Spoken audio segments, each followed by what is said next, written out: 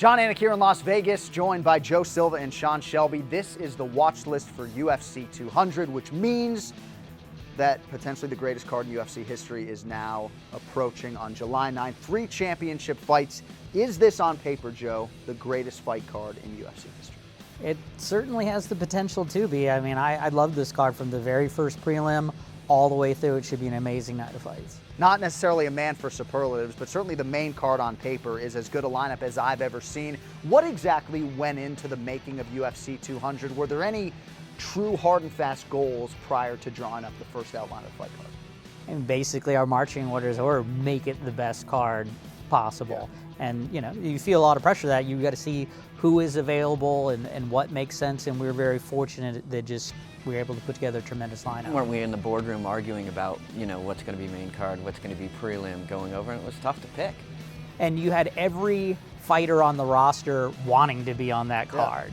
Yeah. You know, if it's the first prelim of the night, it is an honor to be on UFC 200. Yeah, the first prelim of the night, those fighters potentially could headline a show on FS1. I mean, that's the type of depth we are talking about. So the main event, of course, will be Jon Jones and Daniel Cormier. What can DC take away from Jon Jones' last fight against Ovince St. Preux, if anything, moving into this one? I think at least in his mind, he's kicking himself that he wasn't in that fight. Yeah.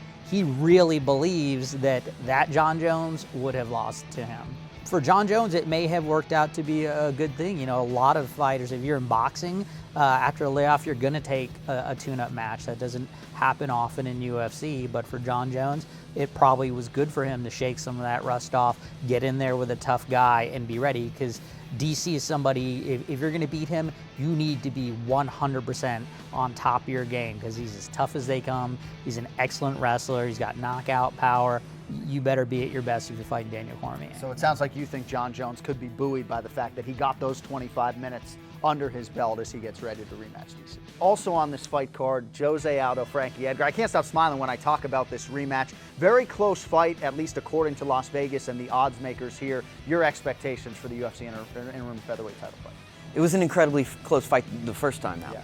You know, Aldo got the win, but I think, you know, Frankie's grown as a fighter. I think in facing Aldo the first time, he's probably going to make adjustments, and I expect it to be an even closer fight this time. The other title fight, yes, there are 3 of them. Miesha Tate, her first title defense, will come against Amanda Nunes. Certainly a qualified contender here when you look at the resume. But in your mind, why did you believe that Amanda Nunes was a good test for Miesha in this spot at UFC 200? It's pretty easy. I mean, you know, Amanda has the best win streak in the division, and she is very dangerous. She's arguably the best stand-up fighter in the division. She can take anybody out within 1 round. There's the tap! Amanda Nunes has done it! This card is just incredible. Now we're getting to Cain Velasquez several minutes into this. Of course, a lot has changed in this heavyweight division since the Velasquez-Verdum rematch failed to materialize. So here at UFC 200, Cain Velasquez, Travis Browne. I'd imagine the winner here sets themselves up for another massive fight, if not a title fight here, before we close the book on 2016. For sure, and the heavyweight division is incredibly interesting right now. It's going to be interesting to see this stylistic matchup between very tall, rangy Travis Browne going against a shorter, stockier, but powerful wrestler, hard hitter, Cain Velasquez, and where are they both at? I think they both want to have not just a victory, but an impressive victory, because they're trying to say, I need another shot at that title. And what an opportunity for Travis Browne getting the UFC 200 spotlight. A guy who I thought by this point of his UFC career would have already realized the UFC title shot. So we'll see what he can do against Cain here in a few years. You know, that's what Cain wants to get back his title, but Browne's still looking for that first shot at it. And he's got to get past the former champ if he's going to get there. And if social media is any indication, Travis Browne certainly pulling out all the stops in advance of the biggest fight of his career. Now, on the watch list for UFC 199, we talked about this bantamweight division and the year of the bantamweight. And certainly when you look at the top 10, it is a murderer's row. Huge fight here at 200. TJ Dillashaw, Rafael Assunção, rematch of their fight from 2013, which Assunção won by split decision. Are you considering this a true #1 contender fight, title eliminator type fighter, or not necessarily? Definitely is an eliminator fight, so to speak, and their first fight was very controversial, and that's why we're running this back, you know. He had him finish in that first round, and Assunção got the decision. We're going to see if TJ can put some finality into it, or, you know, Sun Tzu goes and beats the former champion, and it's his turn for a shot. Sounds though like a finish on either side would be pretty useful, at least in terms of their championship aspirations. All right, as we continue to look at UFC 200 here on the watch list, Sage Northcutt on the fight card, dealing with some adversity now for the first time in his very young career. Your expectations for Northcutt in a big spot against Enrique Marie? It's hard to be in UFC, period, as deep as the talent pool is, to be in his weight class, which is the deepest weight class in the sport. But to have all of those expectations thrust upon you at such a young age, so early in your career, and having so many people just actively rooting for your downfall. Right. You know, but maybe, you know, he had a lot going against him in that last fight, and took on an incredibly tough guy, late notice, in the higher weight class, but maybe losing that took some of the pressure off of him. So maybe now he can have a little bit of pressure off of him and just, you know, progress at a better pace for him. And Enrique will be a good test for him, his first fight back from that. But I think stylistically, that fight's gonna be a lot of fun. I think you are right. Some of the pressure is certainly off. I remember, you know, 19, 20 years old, I think I was trying to figure out if I could skip class again and get away with it. This guy's fighting on a world stage on Big Fox in front of millions of people. Another big spot for Sage Northcutt coming up on July 9th. Diego Sanchez versus Joe Lauzon. So 43 UFC fights between them. I guess kind of hard to believe that you haven't made this fight before. It shall be done July 9th. I have made this fight before. Oh, okay. It just did not happen, as quite often happens with fights I make. But no, I've wanted to see this fight for a very long time. I think both guys have wanted to see this fight for a long time. Very, very good chance this fight is fight of the night. And Sean, that is not all. Two of the most exciting bantamweights in the world, Kat Zingano, Julianna Pena, both coming off of long layoffs. They will end them against each other July 9th. Kat Zingano, she can really lay claim to. She's bested not only the champion, but the title challenger. And it's all over! That's it. Kat Zingano wins her UFC return! And then you have, you know, Julianna Pena, who's on the rise ever since The Ultimate Fighter. She's looked better and better every time out. I mean, just the two of them are just absolute rough and tough fighters. You know, it should just be an all-out dogfight in there on that night. And the fans seem to really gravitate towards both of these fighters. And I think in terms of the ceiling for Zingano and Pena, you think both of them, you know, potential #1 contender, potential champion types, yes? Absolutely, yeah. I mean, you know, you listen, you know, Pena is yet to lose in the octagon, and, you know, she's on a steady rise. She's getting better every fight.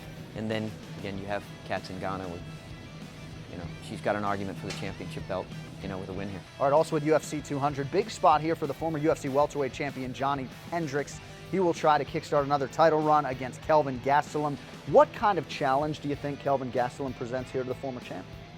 I really like this fight. This is two powerful, stocky, hard-hitting wrestlers. Oh, just like that! That's the big left hand again! Knockout win for Johny Hendricks! Hendricks, I think he desperately wants to get back to getting his belt back. And Kelvin Gastelum, I do have to say, just a pleasure to matchmake for that guy, because he's the kind of guy you call him up with somebody who's very tough, and he'll be like, can I get somebody tougher? You know, that's just, that kid is a competitor, super hard-nosed. I really like this matchup.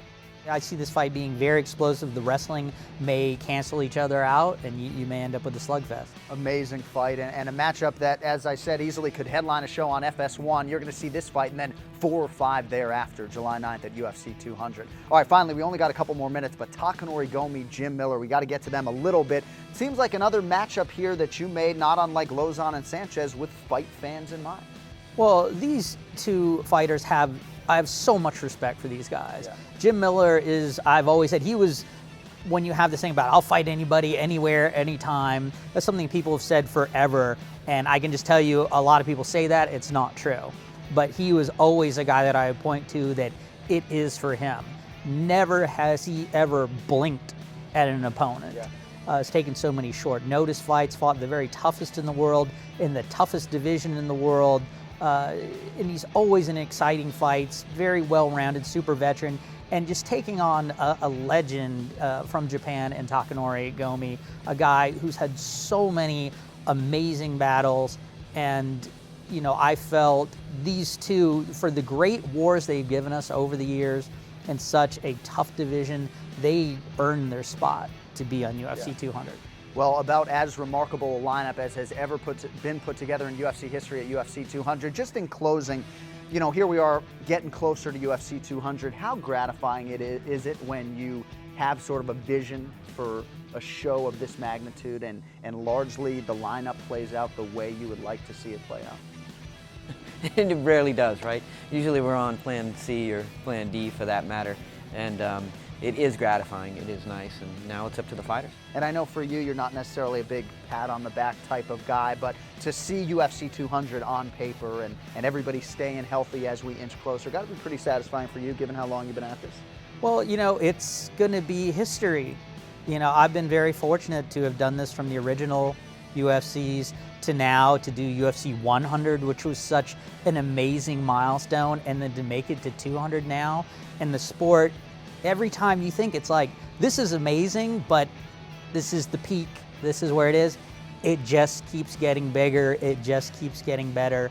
So yeah, it's an honor to be a part of such a monumentous event. These guys are putting together 500 or 600 fights a year, so just want to say on behalf of UFC fans around the world, thank you for your time today. Thank you for UFC 200. Thank you all for watching the watch list, and we'll be back for UFC 201. For Joe Silva and Sean Shelby, I'm Jon Anik. Thanks for watching. See you July 9th, UFC 200.